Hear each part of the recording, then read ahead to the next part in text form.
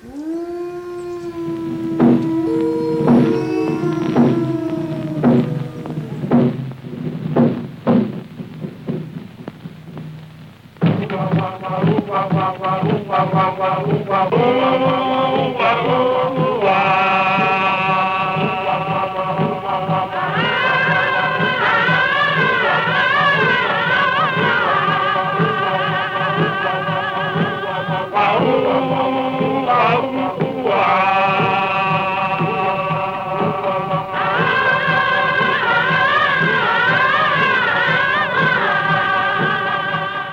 the past 20 years, the zombie has reigned supreme as the most culturally relevant horror monster. A large part of that has been due to the success of the long-running horror soap opera The Walking Dead. But that TV show was merely capitalizing on a larger trend, one that manifested itself in movies, novels, and video games. This zombie renaissance included many new and interesting takes, like the excellent 28 Days Later, written by Alex Garland and directed by Danny Boyle. It included video games like the Dead Rising series. It included politically oriented narratives, such as Max Brooks' novel World War C, later adapted into a more standard action horror film. Heck, even Jane Austen got the zombie treatment in Seth Grahame Smith's novel Pride and Prejudice and Zombies. The zombie as a monster was ubiquitous, and it could be used for purposes of satire, horror, political commentary, and even romance. A lot of credit for the zombie's versatility must go to director George Romero, who in 1968 made Night of the Living Dead. The film was subversive, scary, brutal, defiant, political, and it changed the horror landscape. Romero would go on to make several more zombie films that shaped and altered the path of the modern zombie genre. But altered it from what?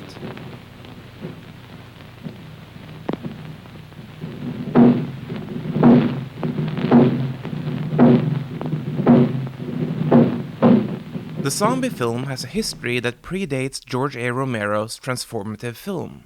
Cinematically speaking, by the time The Night of the Living Dead was released in 1968, the genre was already 36 years old.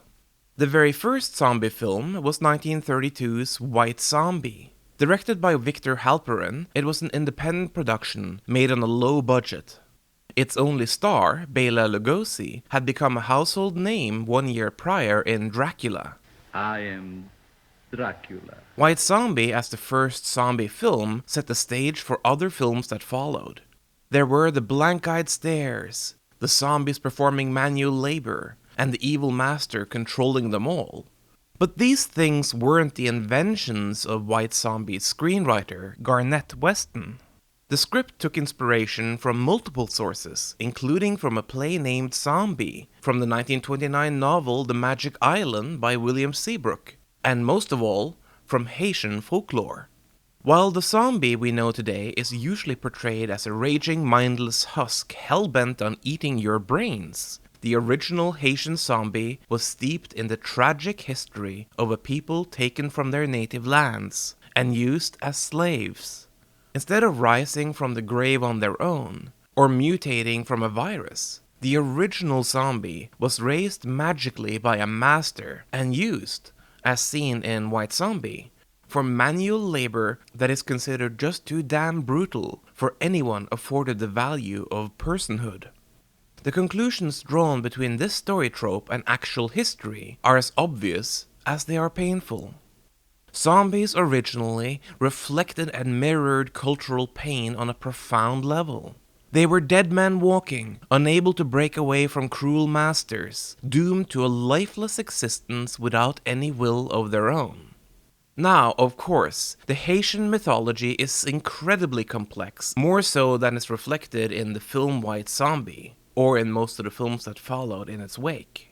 The Hollywood filmmakers appropriated the most visually startling aspects of the lore, reshaping these cultural touchstones into something that they could sell to thrill-seeking audiences in the early 1930s.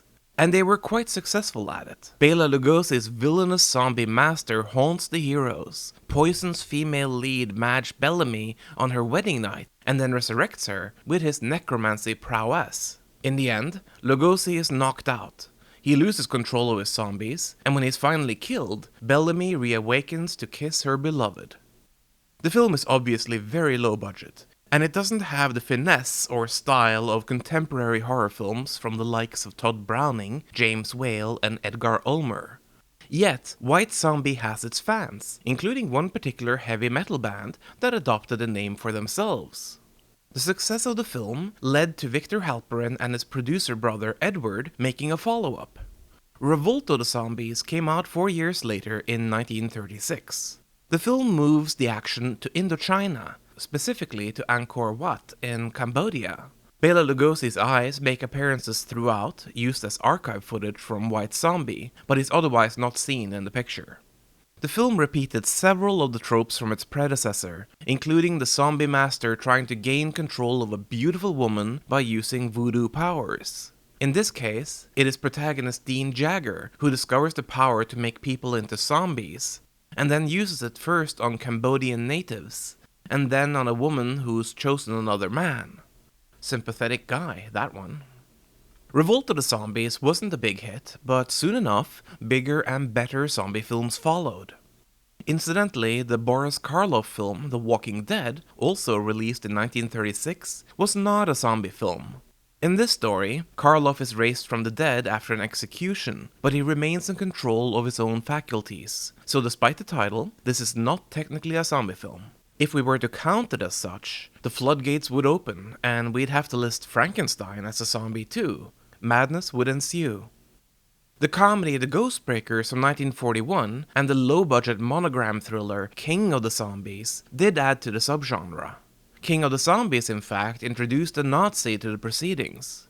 No, not as a zombie, but as a voodoo master trying to make others into his slaves. We'd see actual zombie Nazis soon enough. However, it was 1943's I Walked with a Zombie that truly cemented the tropes of early zombie cinema. The film is a moody, lyrical Caribbean thriller that owes as much to the literature of the Bronte sisters as it does to its source material, a short story by journalist Inez Wallace. I Walked with a Zombie follows a Canadian nurse played by Frances D, who travels to the Caribbean to care for the wife of sugar plantation owner Tom Conway. Here, the slave owner narrative is directly acknowledged, as Conway's family brought slaves to the island, and the small white enclave lives together with the descendants of their slaves. Hell, the statue at the plantation is the mast of the former slave ship. Conway's wife is catatonic, seemingly without a will of her own. As the nurse begins to fall for the plantation owner, she decides to do everything to help cure his wife, including seeking out a local voodoo priest for help. Past history is revealed, and Conway's half-brother, played by James Ellison, obviously has a thing for Conway's catatonic wife. When the voodoo priest claims that the woman is a zombie, tragedy inevitably ensues. I Walked with a Zombie was part of producer Val Lewton's highly successful run of horror films produced at RKO in the mid-1940s. These moody tales helped launch the careers of several significant directors, including Robert Wise, Mark Robson, and of course Jacques Tourneur, whose back-to-back hits of Cat People and I Walked with a Zombie would lead to a successful career with noir hits like Out of the Past and horror hits like Night of the Demon. Also making a striking appearance was Darby Jones as Carrefour the Zombie. His towering, gaunt appearance was so memorable that he was cast once more as a zombie in the 1946 horror comedy Zombies on Broadway. I know what you're thinking. This must be Zombies, a chorus line. But alas, there are no big Busby Berkeley-style Broadway numbers with zombies doing the dancing and singing. Instead, at the time, Broadway was also the nightclub scene of New York. So the zombies of Broadway refer instead to zombies at a nightclub. Too bad. Still, the film is memorable, if for no other reason than the return of the zombie genre not only of Darby Jones, but of Bela Lugosi as well. Here he torments a pair of Abbott and Costello clones, played by Wally Brown and Alan Carney. They set out to the Caribbean to secure a real zombie for a cabaret act at the gangster-owned nightclub, the Zombie Hut. Hijinks ensue, with our heroes randomly also being turned into bug-eyed zombies for comedic effect. No need to die in this story. All one needs, it seems, is to be put under a hypnotic spell. You can't do this to me, Mike. You can't do this. He can't do this to me. Look, he's not a zombie anymore. He's come out of it. Where am I? Over the next 2 decades, the zombie genre began to show signs of evolution. The Caribbean angle became less important in the plots, with underwater zombies making their debut in the low-budget horror film Zombies of Mora. It wouldn't be the last time zombies were below the surface of the ocean. Zombies also began to be resurrected by someone other than voodoo masters as allegory for slave owners. These new masters included, wait for it, aliens. In 1959, 2 different films featured the trope. In Invisible Invaders, the invisible alien resurrects dead atomic scientist John Carradine for nefarious purposes. The invader stays invisible through most of the film, though I think that's mostly to save on the budget. Can your heart stand the shocking facts about grave robbers from outer space? The second film was the notorious Plan 9 from Outer Space by Edward D. Wood Jr. Ed Wood has since become known as the worst director that ever lived. Johnny Depp played him in a respectful and loving biopic by Tim Burton. I can see why Burton and company were interested in Wood. Plan 9 from Outer Space is one of those films that's so ineptly made that it becomes an absolute pure joy to behold. I highly recommend it. Originally, the film was called Grave Robbers from Outer Space, and it featured some rather overly dramatic aliens that seek to terrorize the Earth by raising the dead to do their bidding. The memorable zombies were played by Swedish wrestling star Tor Johnson, here struggling to get out of the grave, Finnish-born television personality Vampira, looking awfully thin, and, in his last on-screen performance, Bela Lugosi. Lugosi had actually died before the film went into production, but Ed Wood had filmed some material with Bela Lugosi wearing a vampire cape for an unrealized project called either The Vampire's Tomb or The Ghoul Goes West. Not wanting the footage to go to waste, Wood incorporated it into Plan 9 from Outer Space, adding explanatory voiceover. The grief of his wife's death became greater and greater agony. And, cherry on the sundae, hired a lookalike to walk around with a cape held in front of his face. Never mind that the lookalike was obviously a younger and taller man, but if you're Ed Wood, then I guess your wife's chiropractor seems like an obvious fit to double for Bela Lugosi. Again, this film is an absolute gem. The late 50s were also the era of sci-fi and horror films made for teenagers, and producers had capitalized on this with Teenage Werewolves, Teenage Frankensteins, Teenage Cavemen, Teenagers from Space, and even Teenage Zombies. In Teenage Zombies, a bunch of young people fight off a vaguely foreign female scientist who wants to turn all Americans into submissive drones. There's even a gorilla in this one. The zombie was changing. New variants were appearing, further and further away from the original Haitian mythology. For instance, in Carnival of Souls, a zombie look is given to a ghost.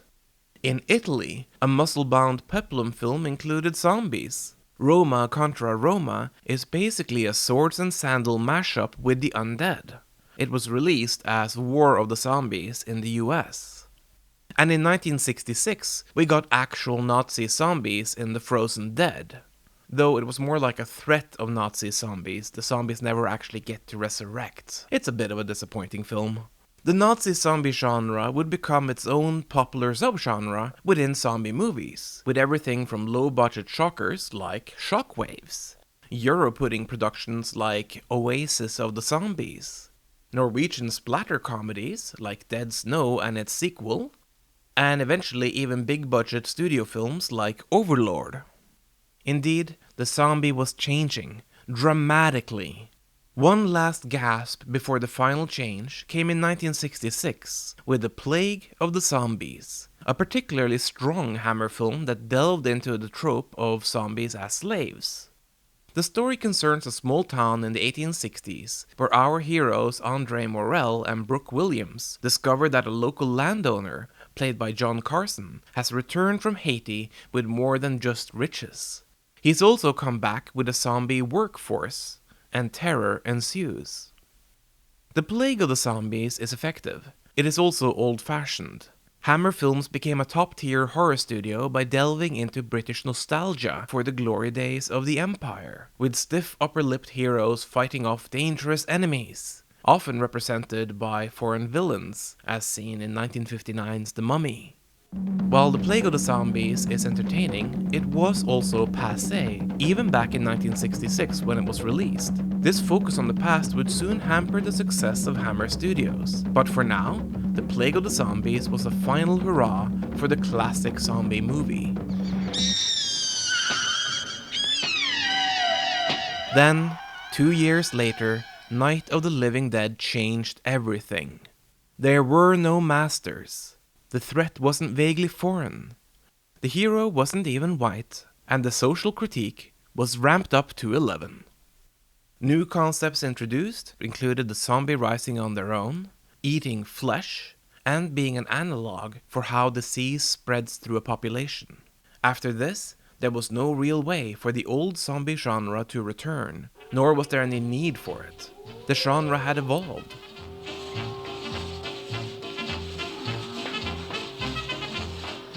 Only occasional films, like the Paul Naschy starrer Vengeance of the Zombies, brought back the old tropes. Much later, those tropes would pop up again in the comedy sequel Weekend at Bernie's 2. But despite brief, infrequent appearances, the zombie of old had finally passed.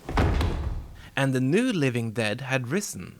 It was a new world out there, one with gore, brains, and constant genre innovation.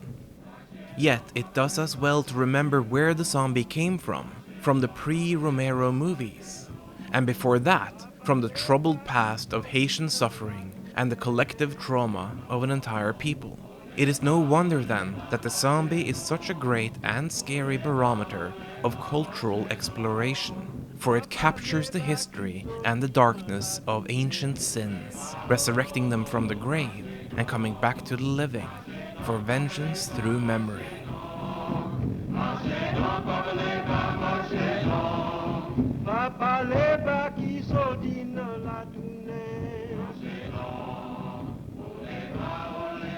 My name is Wolfcraft, this is History of Horror. If you enjoyed, please like and share. If you want to check out some of my other works, I'm an author. My science fiction novel God of Desolation is available on Amazon, and my upcoming urban fantasy mystery novel Richly Drawn will be available on inkshares.com in late 2021. Thanks aplenty.